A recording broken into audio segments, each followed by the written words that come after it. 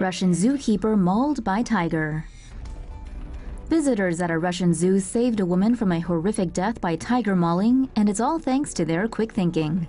Someone had left the 16-year-old Siberian tiger's cage open, so when the zookeeper wandered into the enclosure to deliver food, the animal pounced. The terrified zookeeper was pinned helplessly on the ground as the big cat clawed and gnawed at her.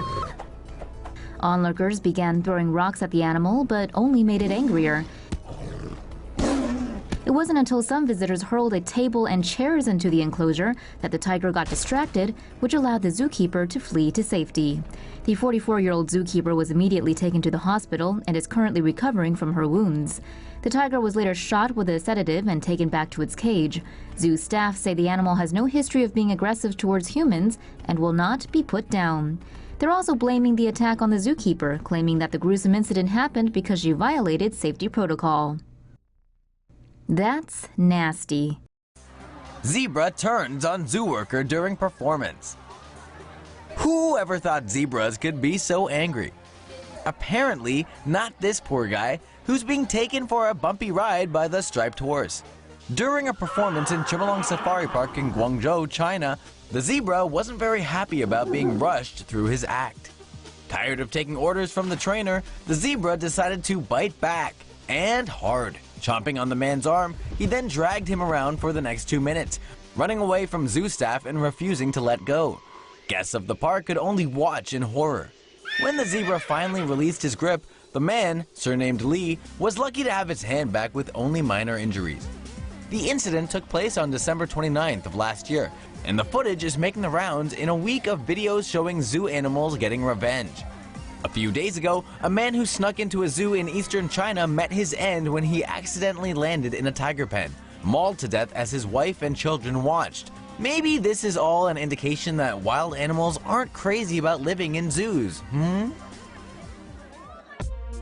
Alligator meets its match, a 10-year-old girl. 10-year-old Juliana Oso from Florida survived an alligator attack by prying open the reptile's jaws with her bare hands. How gnarly is that? Osa was with her family at Lake Mary Jane near Orlando on Saturday, May 6th.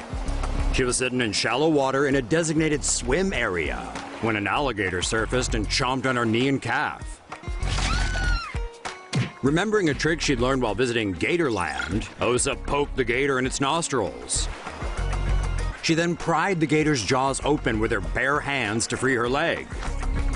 Osa was later taken to the hospital with non-life-threatening puncture wounds. The gator was estimated to be 8 feet 9 inches long. After the attack, it was spotted in the same swimming area and was then captured by Florida wildlife officials. A Gatorland representative said it was a miracle that an animal with one of the strongest bites on Earth released the kid, and they're very proud and happy that Osa learned how to do it at Gatorland. Bali elephant attacks and kills handler. An elephant handler on the Indonesian holiday island of Bali died horribly on April 28th when the pachyderm he was planning to feed suddenly and violently snapped. The victim was Balinese man Inoman Levy, the owner of an elephant tour and rafting concern.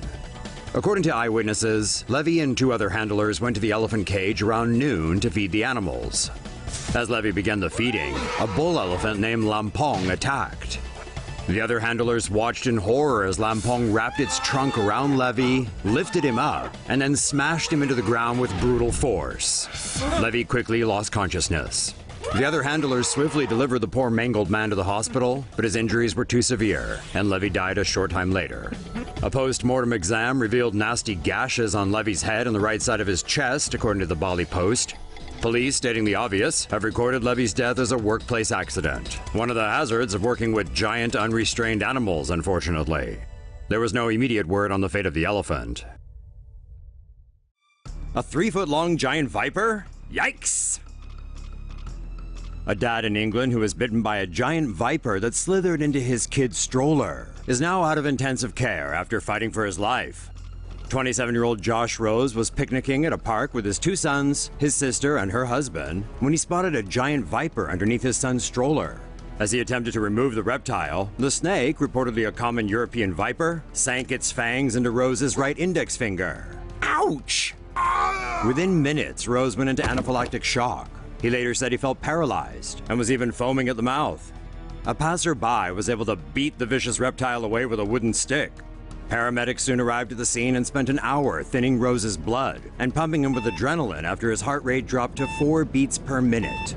Rose was taken to a hospital where he was placed in intensive care. His family says they believe he only had minutes to live after he was bitten. But fortunately, timely medical assistance and 24 hours of intensive hospital treatment saved Rose's life and he was sent home to his kids. Wonder if he'll ever go on a picnic again. Cheetah attacks tourists on 2 consecutive days. A cheetah in South Africa has put foolish tourists on notice after video footage released this month captured its attack on an exchange student, which took place just a day before the big cat scratched the shit out of a New Zealand teen. While on vacation last month, the driver family from New Zealand visited the Mdanini Safari Park Lodge to get up close to some orphaned cheetahs. They were told that depending on the mood of the animals, they might even be able to touch the hand-raised cats. Unfortunately, one of the cheetahs, Dew, was not down with being petted and instead pushed 14-year-old Isaac Driver to the ground and started mauling him. Isaac's father managed to pull Dew off his son, and luckily, the boy only sustained minor injuries. The family hadn't been informed ahead of time that Dew had actually attacked someone the day before.